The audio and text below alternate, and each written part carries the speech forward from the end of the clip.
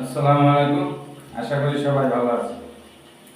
বলছিলাম শেখ হাসিনা জানতো তার পতন হবে। কেন জানতো? আসুন কিছু কথা বলি। প্রথমত সে 2006 সালে সে ভয়াল 28শে অক্টোবর কি কাণ্ড সে ঘটিয়েছে আপনারা জানেন, যার কারণে জরুরি অবস্থা জারি হয়। সে তখনই বুঝে গেছে যে বিএনপি জামাত যদি ক্ষমতায় আসে আমরা রাখবে না, এটা সে জানত আর সেভাবে সে রাষ্ট্র পরিচালনা করেছে। দ্বিতীয় 2014 সালে বিএনপি জামাতকে বাদ দিয়ে নির্বাচন করে ক্ষমতায় থাকা, এটাও ছিল তার একটা ভুল। আবার 2018-তে বিভিন্ন অজুহাত দেখিয়ে আশ্বস্ত করে বিএনপি জামাতকে নির্বাচনে নিয়ে কি করলো, একটা তাক দিয়ে দিল দিনের ভোট রাখি করে, এটাও তার একটা ভুল ছিল। এখন 2018-র পরে শেখ হাসিনা একটা হিসাব কিতাব শুরু করেছে যে 2024-এও তো আমার সেই একই রকম নির্বাচন করতে হবে। বিএনপি ক্ষমতা অর্থাৎ নির্বাচনে আসুক বা না আসুক, বিএনপি জামাত নির্বাচনে আসুক বা না আসুক, 2024-এও শেখ হাসিনা নির্বাচন করবে, কারণ জানে তার নির্বাচনে থাকতে হবে, এছাড়া দ্বিতীয় কোনো তার কোনো পথ খোলা নেই। 2024-এ নির্বাচন হয়, ওই বিএনপি জামাতকে বাদ দিয়েই হয়।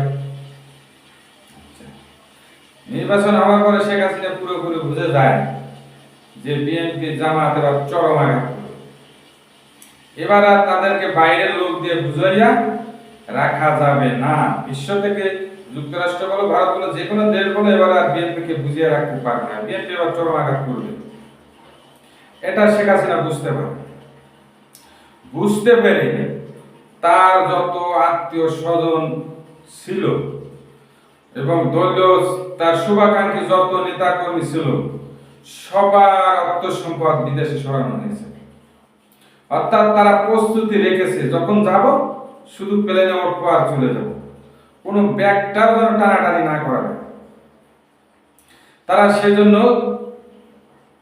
24-এ নির্বাচনের পরে তারা সবকিছু রেডি করে রেখেছে, শুধু অপেক্ষা ছিল যতদিন থাকা যায়, না থাকা যায় চলে যাবো, সেই প্রস্তুতি নিয়েই ছিল আওয়ামী লীগ নেতা কর্মীরা, বিশেষ করে তার স্বজনরা।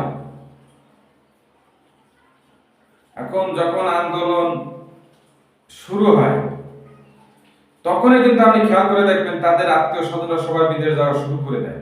সেই জুলাই পতন হয় কিন্তু আগস্টের 5 তারিখ, কিন্তু জুলাই আন্দোলন শুরু হলেই সেখানে যত আত্মীয় স্বজন যা কিছু আছে তাদের সবকিছু অলরেডি বিদেশে যাওয়া ক্লিয়ার, লাস্টে গেছে শেখ হাসিনা।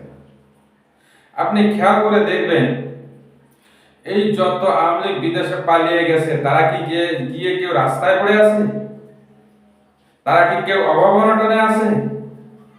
যত আওয়ামী লীগ নেতা কর্মীরা বিদেশে চলে গেছে, তারা কি কেউ কষ্টে দিন কাটছে? নো, তারা সবাই আরামে আছে, কারণ আগেই তারা সিগন্যাল পেয়েছিল, যার কারণে টাকা পয়সা সব নিয়ে বিদেশে জমা রাখছে, এখন বেশ আরামসে খাচ্ছে আর করছে, কোনো বাধা নেই। আর এদিকে দেশে থাকা নেতা কর্মীরা কি হচ্ছে, সাধারণ কর্মীরা ওই বিদেশে বসে উস্কানি দিচ্ছে, তোমরা আন্দোলন করো, শেখ হাসিনা চলে আসবে, শেখ হাসিনা চলে আসলে তোমাদের মুক্তিযোদ্ধা বানানো হবে, এত টাকা ভাতা দেওয়া হবে, এত টাকা ভাতা দেওয়া হবে, এই শক্তি দেওয়া হবে, এটা করা হবে, সেটা করা হবে ইত্যাদি প্রলোভন দিচ্ছে। বিদেশে বসে বসে এইসব নেতারা আরামে ঘুম পাড়ছে আর এখন বিশ্বকাপ দেখছে, আর দেশে পালিয়ে থাকা নেতাদের বিভিন্ন উস্কানি দিচ্ছে, তোমরা আন্দোলন করো, আমরা আসতেছি, এটা করো সেটা করো, বিভিন্ন টোপ দিয়ে এদেরকে আন্দোলন করাচ্ছে বা জটিকা মিছিল করাচ্ছে। ফলাফল কি হচ্ছে, নেতারা ঠিকই আরামে বিদেশে খেলা দেখছে, খেয়ে দিয়ে ঘুমাচ্ছে, আর দেশের পাতে নেতারা তাদের সংসার ধ্বংস করে জেল খাটছে, তাদের মা বোন কষ্ট করছে। কেন রে ভাই, তোরা এগুলো কেন করছিস? তোরা কেন বুঝিস না যে তার পরিবার কোনো লোক এদেশে নাই? এই লক্ষ লক্ষ নেতা কর্মী কিভাবে চলে গেল একবার ভাবছিস?